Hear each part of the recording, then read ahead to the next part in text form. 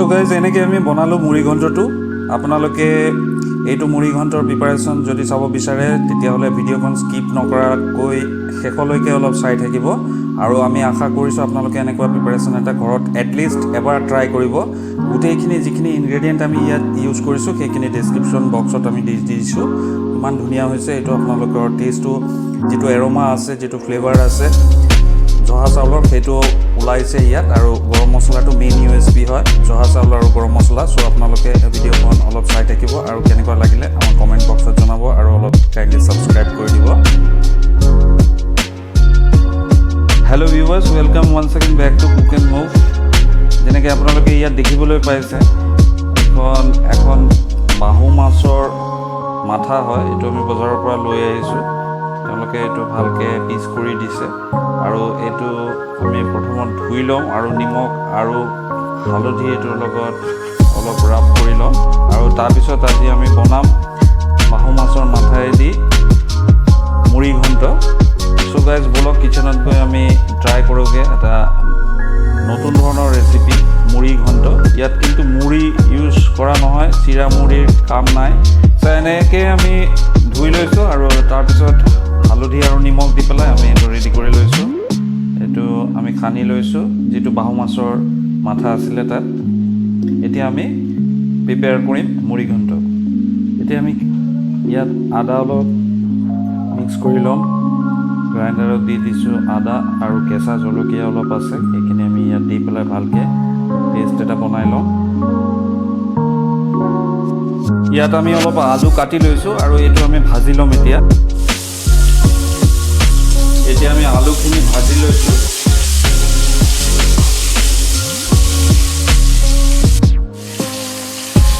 এতিয়া আমি মাথাটো ইয়াত ভাজি ল'ম আৰু ফোৰণত আমি অলপ তেজপাত দি দিছোঁ সেইটো অলপ লাহে লাহেকৈ ভাজি থাকিব লাগিব আৰু পিছত যদি ডাঙৰ হয় মাথাটো তেতিয়াহ'লে অলপ খুন্দি দিব এইটো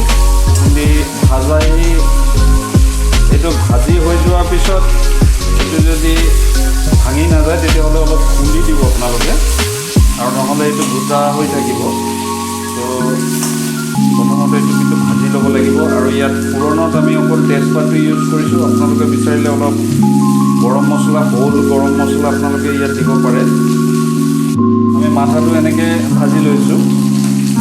আৰু আলুটো আপোনালোকে দেখিছে আগতে ভাজিছোঁ আমি মাথাটো এনেকৈ ভাজি লৈছোঁ নৰম হৈ গৈছে অলপ খুন্দি দিলে এতিয়া ভাঙি যাব গোটা যিটো মাথা আছে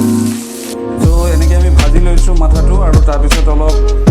কিবা এটা দি খুন্দি দিলে এইটো মাথাটো যদি ভাঙি নাযায় তেতিয়াহ'লে আপোনালোকে খুন্দি দিব অলপ কিবা এটা দি আমি খুন্দি দিয়াৰ পিছত মাথাটো এনেকৈ ভাঙি গৈছে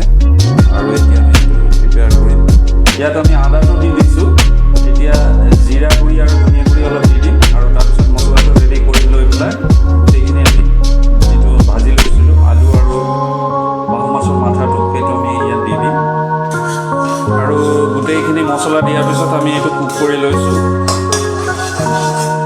আদাখিনি ভালকৈ হৈ গৈছে ইয়াত আৰু লগত জিৰা গুড়ি ধনিয়া গুড়ি কাশ্মীৰী মিৰ্চ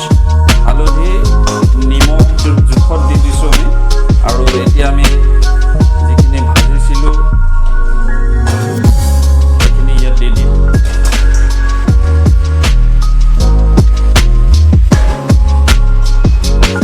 আৰু মছলাখিনিৰ লগত এইখিনি ভালকৈ মিহলাই দি পানী দি দিম আমি আৰু তাৰপিছত অলপ দেৰিলৈকে এইটো সিজিবলৈ দিম ইয়াত আমি চাউলখিনি তিয়াই থৈছোঁ ইয়াত যিটো জহা চাউল আছে এটা মাথাৰ কাৰণে জহা চাউল যিটো লাগিব সেইটো 60 গ্ৰামৰ পৰা 80 গ্ৰামলৈকে আপোনালোকে দিব পাৰে আমি ইয়াত 60 গ্ৰামমান জহা চাউল লৈছোঁ আৰু এইটো তিয়াই থৈছোঁ এইটো গোটেইখিনি এতিয়া আমি তাত যিটো প্ৰিপাৰেশ্যন আমাৰ হৈ আছে তাত আমি এই চাউলখিনি দি দিম আৰু পানীত এইটো ভাতৰ নিচিনা এটা হৈ যাব আৰু লগত মাথাৰ মূৰটো আৰু আলুখিনিও সিজি যাব চ' এতিয়া আমি ইয়াত পানীখিনি দি দিম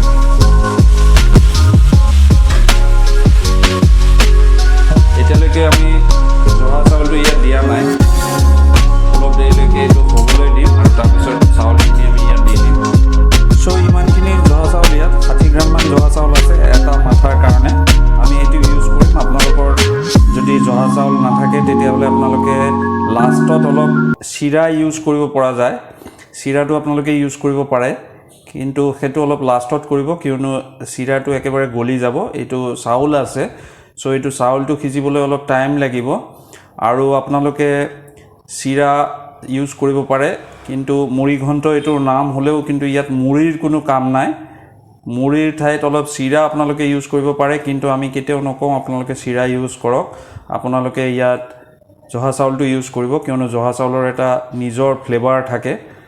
সো এটো জহা চাউল আমি এতিয়া আমাৰ যেটো কেৰাহিত হৈ আছে তাত আমি এইখিনি জহা চাউল দি দিম এতিয়া হৈ গৈছে আৰু যিখিনি আমি ভাত হ'বলগীয়া আছিলে ইয়াত সেইখিনি অলমোস্ট হৈ গৈছে এতিয়া আমি লাষ্টত অলপ গৰম মছলা দি পেলাই আমি এটো নমাই লম আৰু এটো জোলটো যেটো আছে এটো শুকাই যাব আৰু অলপ দেৰি কুক কৰাৰ পিছত আৰু লাষ্টত আমি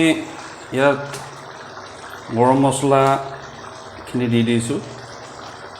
আৰু গৰম মছলাটো আমি আইটিসি ব্ৰ্যান্ডৰ যেটো সানৰাইজ গৰম মছলা আছিল সেইটো গৰম মছলাটো আমি ইউজ কৰিছো ইয়াত অলপ বেছিকে দিব লাগিব সো এটো আমাৰ ৰেডি হৈ গৈছে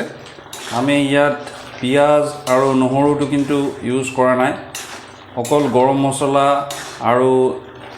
জহা চাউল ইউজ কৰি পেলাই আমি এটো মুড়ি ঘন্টটো বনাইছো আপোনালোকে দেখিবলৈ পাইছে থিকনেসটো কিমান ধুনিয়া হৈছে আৰু টেষ্টটো ধুনিয়া হ'ব গৰম মছলা দিয়াটো হৈছে ইয়াত আৰু এটো আপোনালোকে গৰম ভাতৰ লগত সাৰ্ভ কৰিব পাৰে একেবাৰে সিম্পল পদ্ধতিত আমি বাহু মাছৰ মাথাটো দি পেলাই বনাইছো মুড়ি ঘন্টটো আপোনালোকে ৰৌ মাছৰ মাথা মিৰ্গেল মাছৰ মাথা দিও আপোনালোকে এনেকে মুড়ি ঘন্ট সিম্পল ওয়েত বনাব পাৰে আমি কিন্তু এক্সেপশনাল কিবা যিবিলাক ইনগ্ৰেডিয়েন্ট আছে সেইবিলাক আমি ইউজ কৰা নাই ইয়াত আমি পিয়াজ নহৰু ইউজ কৰা নাই অকল আদা আৰু কেঁচা জলকীয়া দি আমি বনাইছো শুকান জলকীয়াও আমি ইভেন ইউজ কৰা নাই সো আপোনালোকে এনেকে একদম সিম্পল পদ্ধতিত মুড়ি ঘন্ট বনাব পাৰে ইয়াত আমি জহা চাউলটো মেইন ইউএসপি আৰু লগত গৰম মছলাটো ইউএসপি হয় এইটো ৰেচিপি সো আশা কৰিছো গাইজ আপোনালোকে এনেকে ঘৰত আপোনালোকৰ এটো প্ৰিপাৰেচন মুড়ি ঘন্ট যেটো আছে সেইটো ট্ৰাই কৰিব আৰু অবভিয়াসলি আপোনালোকে এবাৰ বনাই এট লিষ্ট চাব কিমান ধুনিয়া হৈছে এটো আৰু খাবলৈও খুব টেস্টি হয় সো গাইজ এতিয়া আমি এটো প্লেট কৰি লম